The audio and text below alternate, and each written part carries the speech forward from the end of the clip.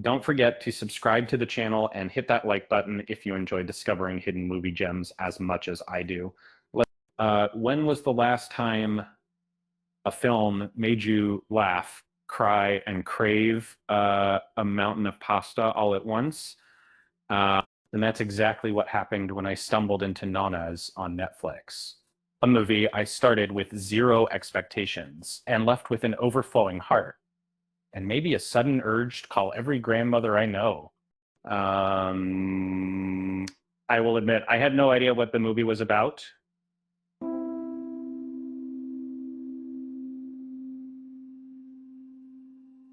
The only clues were that Vince Vaughn stars, and with a title like Nama's, Italian grandmothers were definitely going to steal the show. Turns out I was in for something special. A story inspired by real events that follows Joe Scaravella, a man devastated by the loss of his mother and grandmother. Joe responds not by retreating, but by opening a restaurant that transforms into a haven for elderly Italian women longing to share home cooked goodness and stories from their past. And guided by director Steven Chbosky, known for nurturing deeply felt stories, this film draws you in not with spectacle, but with real, unpolished emotion. It's not here to reinvent the recipe for a great movie. Think family, food, a dash of grief, and a lot of tradition. But the sincerity with which it's served makes it feel fresh that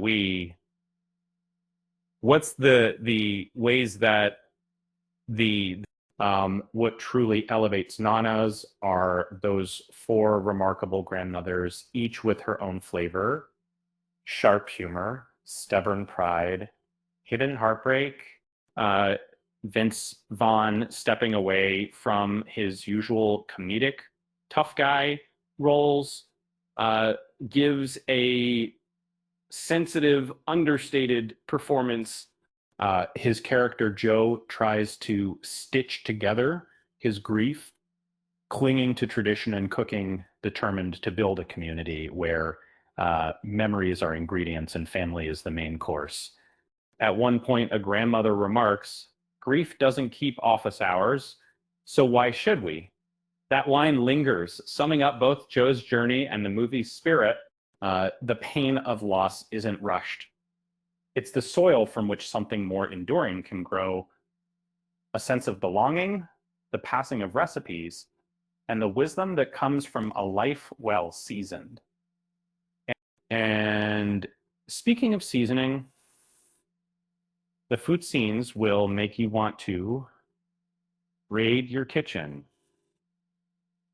The lighting is warm. The shots linger just long enough for you to practically smell the simmering sauce more than just eye candy. They celebrate the act of cooking as an expression of love and identity. There's also a quiet, meaningful romance simmering in the background between Joe and Olivia, played by Linda Cardellini. And instead of dominating the narrative, it adds depth to Joe's healing, showing that connection can sometimes sneak in while you're peeling potatoes. And throughout, Nana's never reaches for cheap sentimentality or melodramatic tears. And that instead, it invites you to feel alongside its characters, offering warmth that's as comforting as a plate of homemade lasagna. And even when the story slows a bit in the middle, it feels less like filler and more like savoring one last bite before the table is cleared. Is Nana's groundbreaking cinema? Not at all. The it, but it's honest, endearing, and impossibly heartwarming. A love letter to the women who feed us, teach us, and keep our traditions alive. As for the cast, they all pour their hearts into every scene, serving up laughs and tears in equal measure. To a second, if nothing else, Nana's guarantees one side effect: hunger. If you don't finish the film wanting to phone your grandma for her secret sauce recipe, you probably watched it on an empty stomach. And let's be honest, if Italian grandmothers can turn grief into comfort food, my inability to boil pasta without turning it into glue suddenly feels less tragic. Um, with that said, thanks for watching, and until next time.